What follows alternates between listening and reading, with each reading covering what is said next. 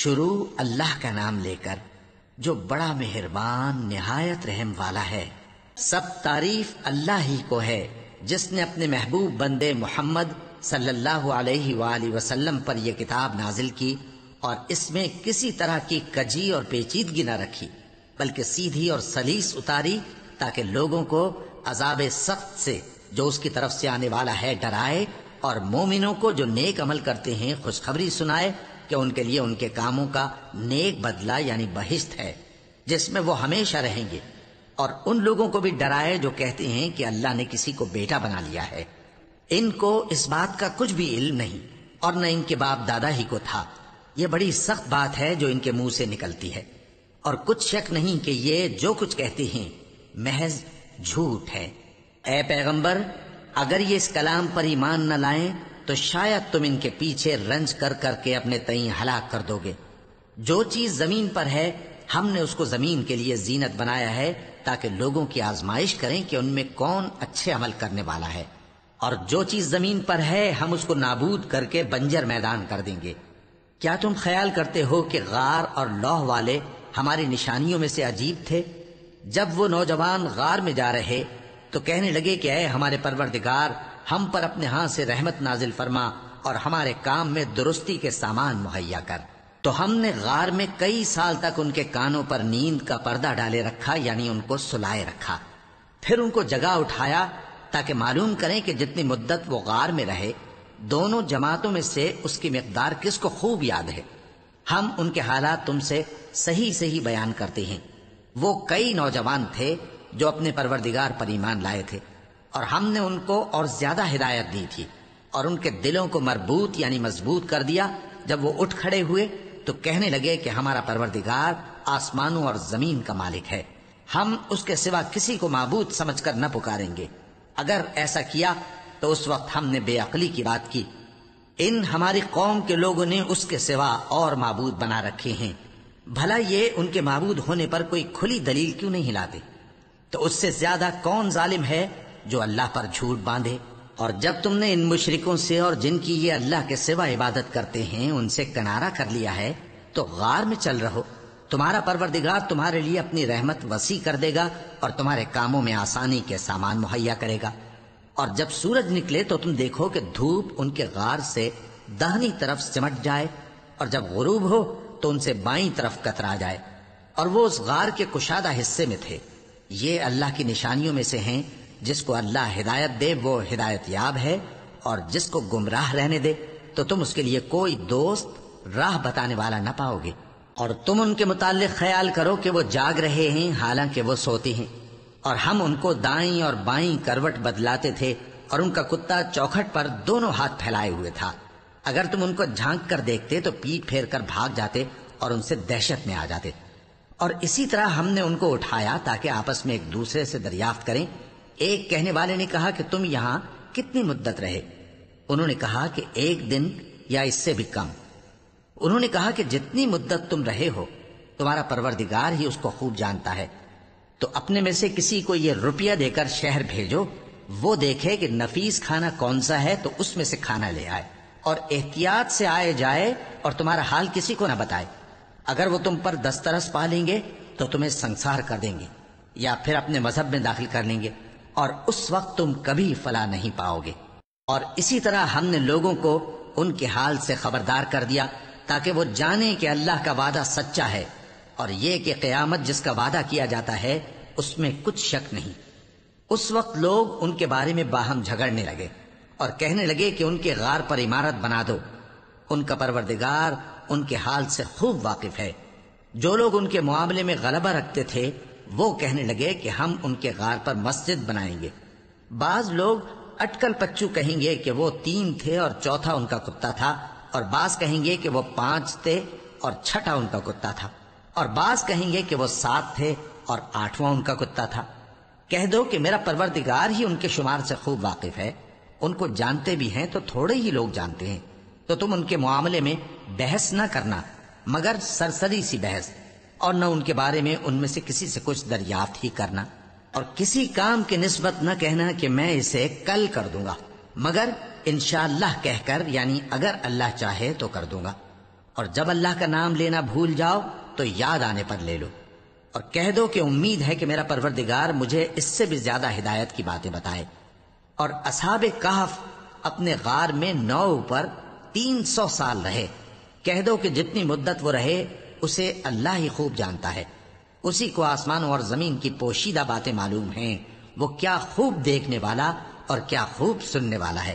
اس کے سوا ان کا کوئی کارساز نہیں، اور نہ وہ اپنے حکم میں کسی کو شریک کرتا ہے۔ اور اپنے پروردگار کی کتاب کو جو تمہارے پاس بھیجی جاتی ہے پڑھتے رہا کرو، اس کی باتوں کو کوئی بدلنے والا نہیں، اور اس کے سوا تم کہیں پناہ بھی نہیں پاؤ گے۔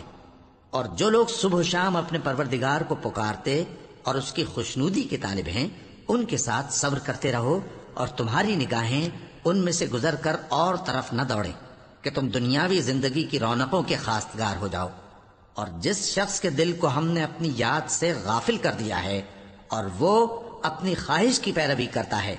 اور اس کا کام حد سے بڑھ گیا ہے، اس کا کہا نہ ماننا۔ اور کہہ دو کہ لوگو یہ قرآن تمہارے پروردگار کی طرف سے برحق ہے، تو جو چاہے ایمان لائے اور جو چاہے کافر رہے۔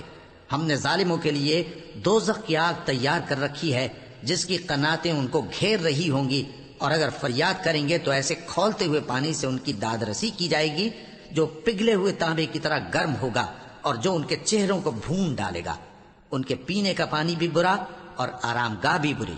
اور جو ایمان لائے اور کام بھی نیک کرتے رہے تو ہم نیک کام کرنے والوں کا اجر ضائع نہیں کرتے۔ ایسے لوگوں کے لیے ہمیشہ رہنے کے باغ ہیں جن میں ان کے محلوں کے نیچے نہریں بہ رہی ہیں، ان کو وہاں سونے کے کنگن پہنائے جائیں گے، اور وہ باریک دیبا اور اطلس کے سبز کپڑے پہنا کریں گے، اور تختوں پر تکیے لگا کر بیٹھا کریں گے۔ کیا خوب بدلہ اور کیا خوب آرام گاہ ہے۔ اور ان سے 2 شخصوں کا حال بیان کرو جن میں سے ایک کو ہم نے انگور کے 2 باغ عنایت کیے تھے اور ان کے گردا گرد کھجوروں کے درخت لگا دیے تھے اور ان کے درمیان کھیتی پیدا کر دی تھی۔ دونوں باغ کثرت سے پھل لاتے اور اس کی پیداوار میں کسی طرح کی کمی نہ ہوتی، اور دونوں میں ہم نے ایک نہر بھی جاری کر رکھی تھی، اور اس طرح اس شخص کو ان کی پیداوار ملتی رہتی تھی۔ تو ایک دن جبکہ وہ اپنے دوست سے باتیں کر رہا تھا، کہنے لگا کہ میں تم سے مال و دولت میں بھی زیادہ ہوں اور جتھے اور جماعت کے لحاظ سے بھی زیادہ عزت والا ہوں، اور ایسی شیخیوں سے اپنے حق میں ظلم کرتا ہوا اپنے باغ میں داخل ہوا۔ کہنے لگا کہ میں نہیں خیال کرتا کہ یہ باغ کبھی تباہ ہو، اور نہ خیال کرتا ہوں کہ قیامت برپا ہو، اور اگر میں اپنے پروردگار کی طرف لوٹایا بھی جاؤں تو وہاں ضرور اس سے اچھی جگہ پاؤں گا۔ تو اس کا دوست جو اس سے گفتگو کر رہا تھا کہنے لگا کہ کیا تم اس ذات سے کفر کرتے ہو جس نے تم کو مٹی سے پیدا کیا، پھر نطفے سے، پھر تمہیں پورا آدمی بنایا؟ مگر میں تو یہ کہتا ہوں کہ اللہ ہی میرا پروردگار ہے، اور میں اپنے پروردگار کے ساتھ کسی کو شریک نہیں کرتا۔ اور جب تم اپنے باغ میں داخل ہوئے تو تم نے ماشاء اللہ لا قوت الا باللہ کیوں نہ کہا؟ اگر تم مجھے مال و اولاد میں اپنے سے کمتر دیکھتے ہو تو عجب نہیں کہ میرا پروردگار مجھے تمہارے باغ سے بہتر عطا فرمائے، اور تمہارے اس باغ پر آسمان سے آفت بھیج دے تو وہ صاف میدان ہو جائے، یا اس باغ کی نہر کا پانی گہرائی میں اتر جائے تو پھر تم اسے تلاش نہ کر سکو، اور اس کے میووں کو عذاب نے آ گھیرا اور وہ اپنی چھتریوں پر گر کر رہ گیا، تو جو مال اس نے اس پر خرچ کیا تھا اس پر حسرت سے ہاتھ ملنے لگا اور کہنے لگا کہ کاش میں اپنے پروردگار کے ساتھ کسی کو شریک نہ بناتا۔ اس وقت اللہ کے سوا کوئی جماعت اس کی مددگار نہ ہوئی اور نہ وہ بدلہ لے سکا۔ یہاں سے ثابت ہوا کہ حکومت سب اللہ کی ہے، جو معبود برحق ہے وہی بہترین ثواب عطا کرنے والا اور بہترین انجام لانے والا ہے۔ اور ان سے دنیا کی زندگی کی مثال بھی بیان کر دو کہ وہ ایسی ہے جیسے پانی جسے ہم نے آسمان سے برسایا تو اس کے ساتھ زمین کی پیداوار مل کر نکلی، پھر وہ چورا چورا ہو گئی کہ ہوائیں اسے اڑاتی پھرتی ہیں،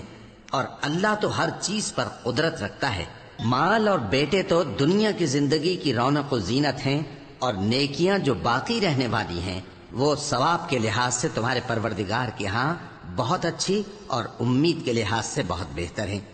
اور جس دن ہم پہاڑوں کو چلائیں گے اور تم زمین کو صاف میدان دیکھو گے، اور ان لوگوں کو ہم جمع کر لیں گے تو ان میں سے کسی کو بھی نہیں چھوڑیں گے، اور سب تمہارے پروردگار کے سامنے صف باندھ کر لائے جائیں گے، تو ہم ان سے کہیں گے کہ جس طرح ہم نے تم کو پہلی بار پیدا کیا تھا اسی طرح آج تم ہمارے سامنے آئے، لیکن تم نے تو یہ خیال کر رکھا تھا کہ ہم نے تمہارے لیے قیامت کا کوئی وقت مقرر ہی نہیں کیا، اور اعمال کی کتاب کھول کر رکھی جائے گی تو تم گناہگاروں کو دیکھو گے کہ جو کچھ اس میں لکھا ہوگا اس سے ڈر رہے ہوں گے، اور کہیں گے ہائے شامت، یہ کیسی کتاب ہے کہ نہ چھوٹی بات کو چھوڑتی ہے نہ بڑی کو، کوئی بات بھی نہیں مگر اسے لکھ رکھا ہے، اور جو عمل کیے ہوں گے سب کو حاضر پائیں گے، اور تمہارا پروردگار کسی پر ظلم نہیں کرے گا۔ اور جب ہم نے فرشتوں کو حکم دیا کہ آدم کو سجدہ کرو تو سب نے سجدہ کیا مگر ابلیس نے نہ کیا، وہ جنات میں سے تھا تو اپنے پروردگار کے حکم سے باہر ہو گیا۔ کیا تم اس کو اور اس کی اولاد کو میرے سوا دوست بناتے ہو، حالانکہ وہ تمہارے دشمن ہیں، اور شیطان کی دوستی ظالموں کے لیے اللہ کی دوستی کا برا بدل ہے۔ میں نے ان کو نہ تو آسمانوں اور زمین کی پیدا کرنے کے وقت بلایا تھا اور نہ خود ان کے پیدا کرنے کے وقت، اور میں ایسا نہ تھا کہ گمراہ کرنے والوں کو مددگار بناتا۔ اور جس دن اللہ فرمائے گا کہ اب میرے شریکوں کو جن کی نسبت تم معبود ہونے کا گمان رکھتے تھے بلاؤ، تو وہ ان کو بلائیں گے مگر وہ ان کو کچھ جواب نہ دیں گے، اور ہم ان کے درمیان ہلاکت کی ایک جگہ بنا دیں گے، اور گناہگار لوگ دوزخ کو دیکھیں گے تو یقین کر لیں گے کہ وہ اس میں پڑنے والے ہیں، اور اس سے بچنے کا کوئی رستہ نہ پائیں گے۔ اور ہم نے اس قرآن میں لوگوں کے سمجھانے کے لیے طرح طرح کی مثالیں بیان فرمائی ہیں، لیکن انسان سب چیزوں سے بڑھ کر جھگڑالو ہے۔ اور لوگوں کے پاس جب ہدایت آ گئی تو ان کو کس چیز نے منع کیا کہ ایمان لائیں اور اپنے پروردگار سے بخشش مانگیں، بجز اس کے کہ اس بات کے منتظر ہوں کہ انہیں بھی پہلوں کا سا معاملہ پیش آئے یا ان پر عذاب سامنے سے آ جائے۔ اور ہم جو پیغمبروں کو بھیجا کرتے ہیں تو صرف اس لیے کہ لوگوں کو اللہ کی نعمتوں کی خوشخبریاں سنائیں اور عذاب سے ڈرائیں، اور جو کافر ہیں وہ باطل کی مدد سے جھگڑا کرتے ہیں تاکہ اس سے حق کو پھسلا دیں، اور انہوں نے ہماری آیتوں کو اور جس چیز سے ان کو ڈرایا جاتا ہے اسے ہنسی بنا لیا ہے۔ اور اس سے بڑھ کر ظالم کون، جس کو اس کے پروردگار کی آیات کے ذریعے سمجھایا گیا تو اس نے ان سے منہ پھیر لیا، اور جو اعمال وہ آگے کر چکا اس کو بھول گیا۔ ہم نے ان کے دلوں پر پردے ڈال دیے کہ اسے سمجھ نہ سکیں، اور کانوں میں ثقل پیدا کر دیا ہے کہ سن نہ سکیں، اور اگر تم ان کو رستے کی طرف بلاؤ تو کبھی رستے پر نہ آئیں گے، اور تمہارا پروردگار بخشنے والا صاحب رحمت ہے۔ اگر وہ ان کے کرتوتوں پر ان کو پکڑنے لگے تو ان پر جھٹ عذاب بھیج دے، مگر ان کے لیے ایک وقت مقرر کر رکھا ہے کہ اس کے عذاب سے کوئی پناہ کی جگہ نہ پائیں گے۔ اور یہ بستیاں جو ویران پڑی ہیں، جب انہوں نے کفر کر کے ظلم کیا تو ہم نے ان کو تباہ کر دیا، اور ان کی تباہی کے لیے ایک وقت مقرر کر دیا تھا۔ اور جب موسیٰ نے اپنے شاگرد سے کہا کہ جب تک میں دو دریاؤں کے ملنے کی جگہ نہ پہنچ جاؤں ٹلنے کا نہیں، خاص صدیوں چلتا رہوں، پھر جب وہ دونوں ان دریاؤں کے سنگم پر پہنچے تو اپنی مچھلی بھول گئے، پھر اس مچھلی نے دریا میں سرنگ کی طرح اپنا راستہ بنا لیا۔ جب آگے چلے تو موسیٰ نے اپنے شاگرد سے کہا کہ ہمارا کھانا لاؤ، اس سفر سے ہم کو بہت تکان ہو گئی ہے۔ اس نے کہا کہ بھلا آپ نے دیکھا کہ جب ہم نے اس چٹان کے پاس آرام کیا تھا تو میں مچھلی وہیں بھول گیا، اور مجھے آپ سے اس کا ذکر کرنا شیطان نے بھلا دیا، اور اس مچھلی نے عجیب طرح سے دریا میں اپنا راستہ بنایا۔ موسیٰ نے کہا یہی تو وہ مقام ہے جسے ہم تلاش کرتے تھے، تو وہ اپنے پاؤں کے نشان دیکھتے دیکھتے لوٹ گئے۔ وہاں انہوں نے ہمارے بندوں میں سے ایک بندہ دیکھا جس کو ہم نے اپنے ہاتھ سے رحمت خاص سے نوازا تھا اور اپنے پاس سے ایک خاص علم بخشا تھا۔ موسیٰ نے ان سے جن کا نام خضر تھا کہا کہ جو علم اللہ کی طرف سے آپ کو سکھایا گیا ہے، اگر آپ اس میں سے مجھے کچھ بھلائی کی باتیں سکھائیں تو میں آپ کے ساتھ رہوں۔ خضر نے کہا کہ تم میرے ساتھ رہ کر صبر نہیں کر سکو گے، اور جس بات کی تمہیں خبر ہی نہیں اس پر صبر کر بھی کیسے سکتے ہو؟ موسیٰ نے کہا اللہ نے چاہا تو آپ مجھے صابر پائیے گا، اور میں آپ کے ارشاد کے خلاف نہیں کروں گا۔ خضر نے کہا اگر تم میرے ساتھ رہنا چاہو تو شرط یہ ہے مجھ سے کوئی بات نہ پوچھنا جب تک میں خود اس کا ذکر تم سے نہ کروں۔ تو دونوں چل پڑے، یہاں تک کہ جب کشتی میں سوار ہوئے تو خضر نے کشتی کو پھاڑ ڈالا۔ موسیٰ نے کہا کیا آپ نے اس کو اس لیے پھاڑا ہے کہ سواروں کو غرق کر دی؟ یہ تو آپ نے بڑی عجیب بات کی۔ خضر نے کہا کیا میں نے نہیں کہا تھا کہ تم میرے ساتھ صبر نہ کر سکو گے؟ موسیٰ نے کہا کہ جو بھول مجھ سے ہوئی اس پر مواخذہ نہ کیجیے اور میرے معاملے میں مجھ پر مشکل نہ ڈالیے۔ پھر دونوں چلے، یہاں تک کہ رستے میں ایک لڑکا ملا تو خضر نے اسے مار ڈالا۔ موسیٰ نے کہا کہ آپ نے ایک بے گناہ شخص کو ناحق بغیر قصاص کے مار ڈالا، یہ تو آپ نے بری بات کی۔ خضر نے کہا کیا میں نے نہیں کہا تھا کہ تم سے میرے ساتھ صبر نہیں ہو سکے گا؟ انہوں نے کہا کہ اگر میں اس کے بعد پھر کوئی بات پوچھوں یعنی اعتراض کروں تو مجھے اپنے ساتھ نہ رکھیے گا کہ آپ میری طرف سے عذر کے قبول کرنے میں حد کو پہنچ گئے ہیں۔ پھر دونوں چلے، یہاں تک کہ گاؤں والوں کے پاس پہنچے اور ان سے کھانا طلب کیا۔ انہوں نے ان کی ضیافت کرنے سے انکار کیا۔ پھر انہوں نے وہاں ایک دیوار دیکھی جو گرا چاہتی تھی تو خضر نے اس کو سیدھا کر دیا۔ موسیٰ نے کہا کہ اگر آپ چاہتے تو ان سے اس کا معاوضہ لے لیتے تاکہ کھانے کا کام چلتا۔ خضر نے کہا کہ اب مجھ میں اور تم میں علیحدگی، مگر جن باتوں پر تم صبر نہ کر سکے میں ان کا تمہیں بھید بتائے دیتا ہوں کہ وہ جو کشتی تھی غریب لوگوں کی تھی جو دریا میں محنت کر کے یعنی کشتیاں چلا کر گزارا کرتے تھے، اور ان کے سامنے کی طرف ایک بادشاہ تھا جو ہر اچھی کشتی کو زبردستی چھین لیتا تھا، تو میں نے چاہا کہ اسے عیبدار کر دوں تاکہ وہ اسے غصب نہ کر سکے۔ اور وہ جو لڑکا تھا اس کے ماں باپ دونوں مومن تھے، ہمیں اندیشہ ہوا کہ وہ بڑا ہو کر بد کردار ہوگا تو کہیں ان کو سرکشی اور کفر میں نہ پھنسا دے، تو ہم نے چاہا کہ ان کا پروردگار اس کی جگہ ان کو اور بچہ عطا فرمائے جو اخلاقی پاکیزگی میں بہتر اور محبت میں زیادہ قریب ہو۔ اور وہ جو دیوار تھی سو 2 یتیم لڑکوں کی تھی جو شہر میں رہتے تھے، اور اس کے نیچے ان کا خزانہ دفن تھا، اور ان کا باپ ایک نیک آدمی تھا۔ تو تمہارے پروردگار نے چاہا کہ وہ اپنی جوانی کو پہنچ جائیں اور پھر اپنا خزانہ نکالیں۔ یہ تمہارے پروردگار کی مہربانی ہے، اور یہ کام میں نے اپنی طرف سے نہیں کیے، یہ ان باتوں کی حقیقت ہے جن پر تم صبر نہ کر سکے۔ اور تم سے ذوالقرنین کے بارے میں دریافت کرتے ہیں، کہہ دو کہ میں اس کا کسی قدر حال تمہیں پڑھ کر سناتا ہوں۔ ہم نے اس کو زمین میں بڑا اقتدار دیا تھا اور ہر طرح کا سامان اس کو عطا کیا تھا، تو اس نے ایک سفر کا سامان کیا، یہاں تک کہ جب سورج کے غروب ہونے کی جگہ پہنچا تو اسے ایسا پایا کہ ایک کیچڑ والے چشمے میں ڈوب رہا ہے، اور اس چشمے کے پاس ایک قوم دیکھی۔ ہم نے کہا ذوالقرنین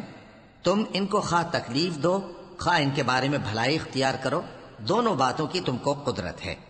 ذوالقرنین نے کہا کہ جو کفر و بد کرداری سے ظلم کرے گا اسے ہم سزا دیں گے، پھر وہ اپنے پروردگار کی طرف لوٹایا جائے گا تو وہ بھی اسے بڑا عذاب دے گا،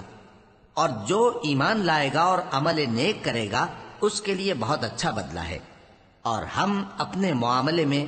اس سے نرم بات کہیں گے۔ پھر اس نے ایک اور سامان سفر کیا، یہاں تک کہ سورج کے طلوع ہونے کے مقام پر پہنچا تو دیکھا کہ وہ ایسے لوگوں پر طلوع ہوتا ہے جن کے لیے ہم نے دھوپ سے بچاؤ کی کوئی اوٹ نہیں بنائی تھی۔ حقیقت یوں ہی تھی، اور جو کچھ اس کے پاس تھا ہم کو سب کی خبر تھی۔ پھر اس نے ایک اور سفر کا سامان کیا، یہاں تک کہ 2 اونچے سیدھے پہاڑوں کے درمیان پہنچا تو دیکھا کہ ان کے اس طرف کچھ لوگ ہیں کہ بات کو سمجھ نہیں سکتے۔ ان لوگوں نے کہا کہ اے ذوالقرنین، یاجوج اور ماجوج اس علاقے میں فساد کرتے رہتے ہیں، بھلا ہم آپ کے لیے خرچ کا انتظام کر دیں کہ آپ ہمارے اور ان کے درمیان ایک دیوار کھینچ دیں۔ ذوالقرنین نے کہا کہ خرچ کا جو مقدور اللہ نے مجھے بخشا ہے وہ بہت اچھا ہے، تم مجھے قوت بازو سے مدد دو، میں تمہارے اور ان کے درمیان ایک مضبوط رکاوٹ بنا دوں گا۔ تم لوہے کے بڑے بڑے تختے میرے پاس لاؤ۔ چنانچہ کام جاری کر دیا گیا، یہاں تک کہ جب اس نے دونوں پہاڑوں کے درمیان کا حصہ برابر کر دیا اور کہا کہ اب اسے دھوکو، یہاں تک کہ جب اس کو دھونک دھونک کر آگ کر دیا تو کہا کہ اب میرے پاس تانبا لاؤ کہ اس پر پگھلا کر ڈال دوں۔ پھر ان میں یہ قدرت نہ رہی کہ اس پر چڑھ سکیں، اور نہ یہ طاقت رہی کہ اس میں نقب لگا سکیں۔ بولا کہ یہ میرے پروردگار کی مہربانی ہے، پھر جب میرے پروردگار کا وعدہ آ پہنچے گا تو اس کو ڈھا کر ہموار کر دے گا، اور میرے پروردگار کا وعدہ سچا ہے۔ اس روز ہم ان کو چھوڑ دیں گے کہ روئے زمین پر پھیل کر ایک دوسرے میں گھس جائیں گے، اور سور پھونکا جائے گا تو ہم سب کو جمع کر لیں گے، اور اس روز ہم جہنم کو کافروں کے سامنے لائیں گے۔ جن کی آنکھیں میری یاد سے پردے میں تھیں اور وہ سننے کی طاقت نہیں رکھتے تھے۔ اب کیا کافر یہ خیال کرتے ہیں کہ وہ میرے بندوں کو میرے سوا اپنا کارساز بنائیں گے تو میں خفا نہیں ہوں گا؟ ہم نے ایسے کافروں کے لیے جہنم کی مہمانی تیار کر رکھی ہے۔ کہہ دو کہ ہم تمہیں ایسے لوگ بتائیں جو اعمال کے لحاظ سے بڑے نقصان میں ہیں۔ یہ وہ لوگ ہیں جن کی دوڑ دھوپ دنیا کی زندگی میں برباد ہو گئی اور وہ یہ سمجھے ہوئے ہیں کہ وہ اچھے کام کر رہے ہیں۔ یہ وہ لوگ ہیں جنہوں نے اپنے پروردگار کی آیتوں کو نہ مانا اور اس کے سامنے جانے سے انکار کیا، تو ان کے اعمال ضائع ہو گئے۔ سو ہم قیامت کے دن ان کے لیے کچھ بھی وزن قائم نہیں کریں گے۔ یہ ان کی سزا ہے، یعنی جہنم، اس لیے کہ انہوں نے کفر کیا اور ہماری آیتوں اور ہمارے پیغمبروں کی ہنسی اڑائی۔ جو لوگ ایمان لائے اور عمل نیک کیے ان کے لیے بہشت کے باغ بطور مہمانی ہوں گے، ہمیشہ ان میں رہیں گے اور وہاں سے مکان بدلنا نہ چاہیں گے۔ کہہ دو کہ اگر سمندر میرے پروردگار کی باتوں کے لکھنے کے لیے روشنائی ہو تو قبل اس کے کہ میرے پروردگار کی باتیں تمام ہوں سمندر ختم ہو جائے، اگرچہ ہم ویسا ہی اور اس کی مدد کو لائیں۔ کہہ دو کہ میں تمہاری طرح کا ایک بشر ہوں، البتہ میری طرف وہی آتی ہے کہ تمہارا معبود وہی ایک معبود ہے۔ تو جو شخص اپنے پروردگار سے ملنے کی امید رکھے چاہیے کہ عمل نیک کرے اور اپنے پروردگار کی عبادت میں کسی کو شریک نہ بنائے۔